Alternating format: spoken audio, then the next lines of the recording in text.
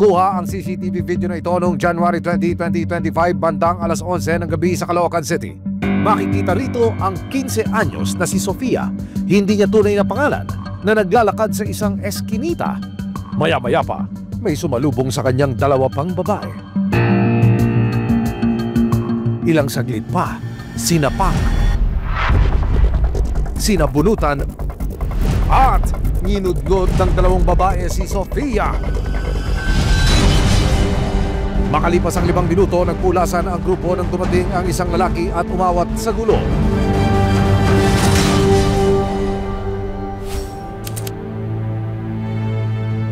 Walong araw matapos ang insidente, natunto ng resibo si Sofia sa kanilang bahay sa Caloocan City.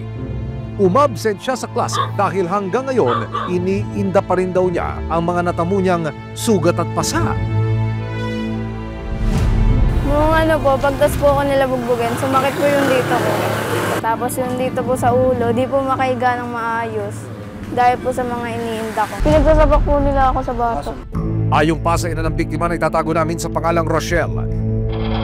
Lumabas lang daw ang anak niya para bumili ng pagkain, pero habang papauwi na raw si Sofia, dito na raw siya hinarang ng dalawa pang babae at sinimula na siyang paulanan ng mga sapak, tadyak at sipa. Nagulat po ako sa nangyari po. Parang hindi ko rin alam kung alin yung unahin ko po. Namaga yung uso po niya. Tapos yung sa may bandang leg po niya, na parang nagkaroon lang siya ng bukol. Ayon kay Sofia, mga kaibigan at kaklase pala niya ang mga nambugbog sa kanya. Sino yung pinakamatalik na kaibigan mo dun sa dalawa? Yung pinaka-close mo dun sa dalawa? Yung isa po, may kita lang po. Pero di po gaano close. At ang ugat ng gulo, nagkaroon lang daw sila ng hindi pagkakaunawaan. Parang po, yung pinagkakalat ko daw po na bayaran daw po sila kahit wala naman po akong sinasabi. Kaya hindi raw niya akalain na ang simpleng chismis tungkol sa kanyang pangchichismis ay mauuwi pala sa bugbugan. Gusto ko na po putulin yung pagkakaibigan namin dahil po sa nangyari. Kasi yung kaibigan ko po na yun, yung isa, kapatid na po turing ko dun eh.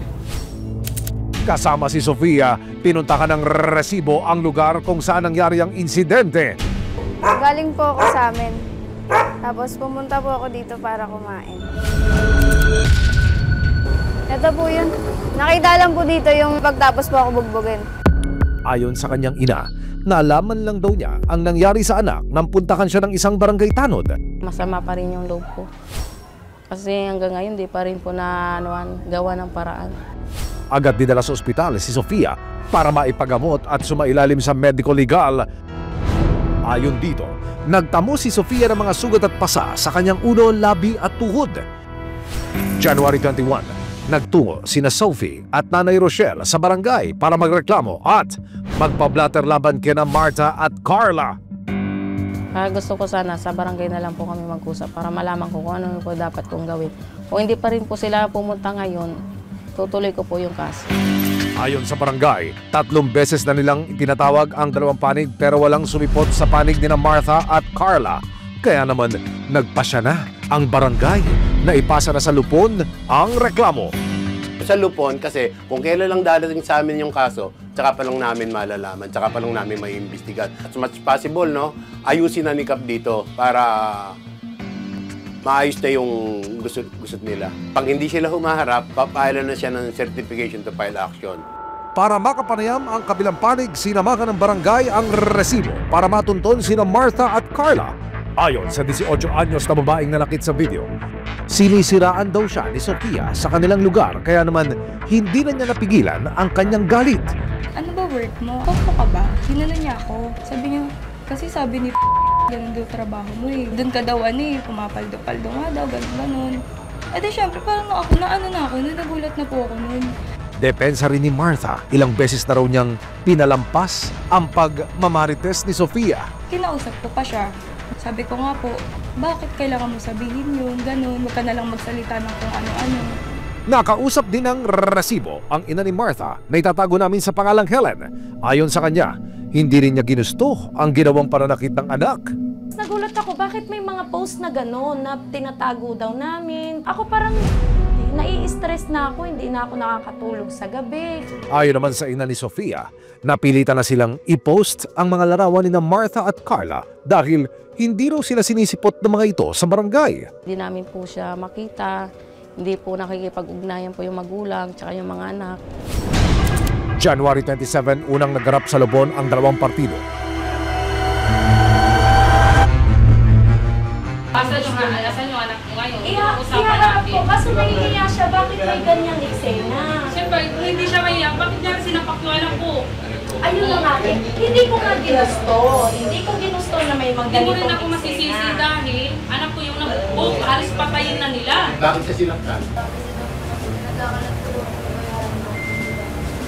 Bukod sa pagpapatawad, ingin nyo nung kung magkano yung nagastos nyo o kung ano kailangan, pa-shoulder na lang natin sa kanila kung papayag po kayo. Siguro siya, yung hanap boy namin ha.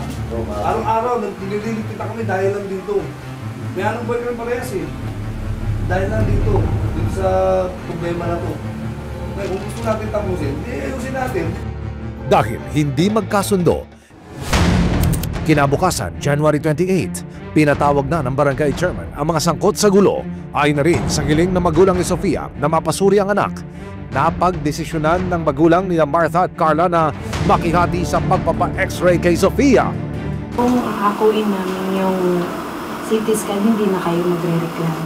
Hindi, depende pa sa pag-uusapan kasi hindi pa tayo tapos sa ano eh. Sa isinagawang pagsusuri sa biktima ng pananakit, wala namang natamong kahit anong bali o fracture si Sofia sa ulo at leeg niya. Pasensya ka na. Hindi ko din naman alam na magkakaganito. Sana maayos natin. Okay lang po kahit magpa-areglo yung dalawa para lang po sa magulang ko.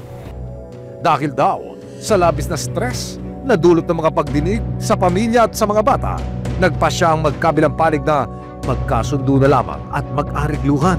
Magkakaroon na sila ng kasunduan na mag-aayos sila sa harap ko, magkakaroon sila ng permahan na hindi na sila magkakademandahan. So wala na pong mangyayaring pagbibigay ng certified to file action at ito naman ay maaayos sa pamamagitan ng kanilang magandang pag-uusap kung ano yung danyos na ibibigay sa biktima.